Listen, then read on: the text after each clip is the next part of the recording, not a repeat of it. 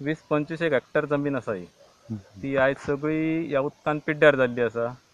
सद्या पयलीं आयज दुश्काळाची परिस्थिती जाल्ली आहा आनी जर तर अशें शेतांय जर गेली जाल्यार फुडें खावपाचें कितें तें आतां आमकां खबर ना.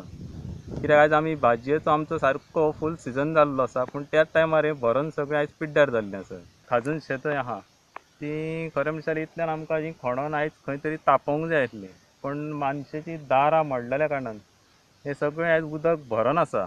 हें आमी 3 म्हयन्या पयलीं आमच्या MLAक सांगलेलें की ती दारां सारकें ना आनी मोडलां म्हणून. त्या टायमार तेणी कन्सर्न ऑथॉरिटीक सांगून तेन्ना तें इन्स्पेक्शन जाल्लें आनी खंय तरी तेंच्यांनी प्लायवूड मारून तो उदीक सद्या थारायल्लें. पूण आतां हे 15 दीस जाले परत फूल मोडलां सगळें आनी आतां कोण तेजी कॅर वासपूस घेयना.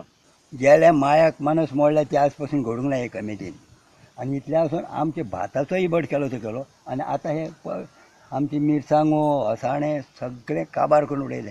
आतां ह्या 8 दिसांक वयर कोणी रोंपे लायिल्ले असाणो आमी घातलो पळय सगळो उदीक भरोन काबार जालो. आतां कांयच ना हे आमी आतां पळय काडल्यात त्यो ह्यो अश्यो सांगू ते आतां कितें साणट्यो न्हू देवाक भिवन काडटा आमी.